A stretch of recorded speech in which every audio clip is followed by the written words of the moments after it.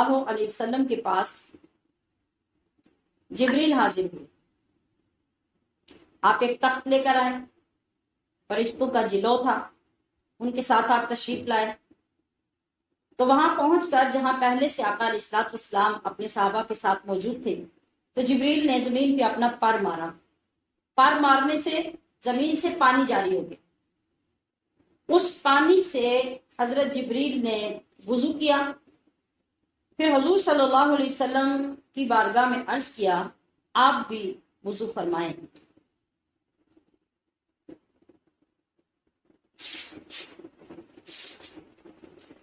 آقا صلی اللہ علیہ وسلم نے بھی ویسے وضو کیا.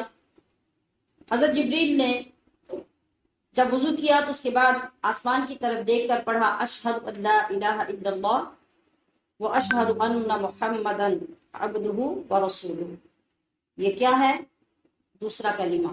تو یہ تو آتا ہے آلریڈی سب کو ماشاءاللہ، اس لیے یہ لکھا ہوا آپ کو نظر نہیں آ رہا. تو آقا علیہ الصلوۃ والسلام نے بھی وضو کیا اور وضو کے بعد آپ نے بھی ایسے ہی کلمہ پڑھا. تو جبریل نے عرض کیا آپ کی امت میں سے جو بھی اس طرح وضو کرے گا اس کے گناہ معاف ہوں گے، اس کا گوشت اور خون دوزخ پر حرام ہو جائے گا.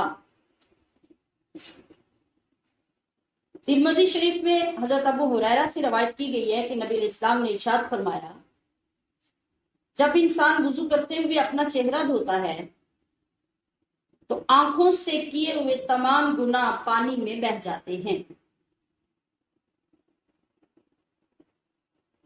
ہاتھ دھوتا ہے تو ہاتھوں سے کیے ہوئے گناہ پانی میں بہہ جاتے ہیں. کلی کرتا ہے تو زبان سے کیے ہوئے گناہ پانی میں بہہ جاتے ہیں.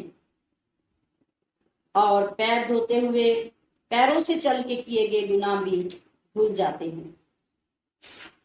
ہمشیران محترم، اتنا بڑا انعام اور اتنا بڑا فائدہ کیا ہمارے وضو بھی دلا سکتے ہیں؟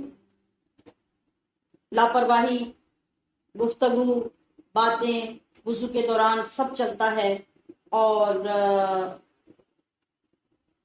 ایسے وضو سے یہ کچھ تو ملنے کا نہیں. ہماری توجہ، فکر، یقین، حاجت کا پایا جانا ضروری ہوگا. اس لیے علماء کرام نے ہر عضو کو دھوتے ہوئے ہمیں دعائیں سکھائی ہیں مختلف، کہ ہر وضو کو دھوتے ہوئے اس کے مطابق دعا پڑھو اور وضو کی طرف پوری توجہ رکھو. پھر آپ کا وضو اس قابل ہوگا کہ آپ کو یہ اجر و ثواب دلائے گا. ٹھیک ہے؟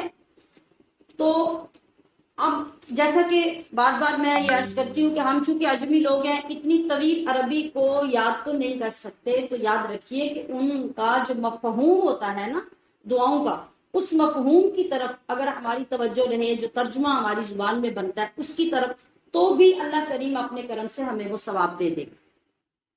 کیونکہ اللہ کے لیے تو یہ ضروری نہیں کہ وہ کسی خاص زبان کو سمجھے.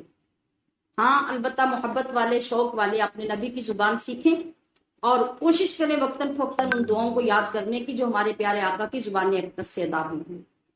تو اس کا متبادل میں یہ عرض کر رہی ہوں کہ تمام اعضاء کی دعائیں ہم یاد نہ کر سکیں تو پھر ایک دعا جو پورے وضو میں ہم پڑھ سکتے ہیں، بڑی خوبصورت دعا ہے اور اس سے ہمیں توجہ کی وجہ سے سارے فائدے حاصل ہو جاتے ہیں. پڑھیے میرے ساتھ دعا. اللہم اغفر لی، ہم نے میم پہ وہی گننا کرنا ہے. اللہم اغفر لی ذنبی ووسع لی فی داری وبارک لی فی رزقی. جی اب اس کا مطلب ہے اللہم، اے اللہ، اغفر، بخش دے، لی، مجھ سے، ذنبی، میرے گناہ، اور وسع، کشائش اور وسعت پیدا کر دے، لی، میرے لیے، فی داری، میرے گھر میں، وبارک لی، اور برکت عطا کر دے میرے لیے فی رزقی، میرے رزق میں۔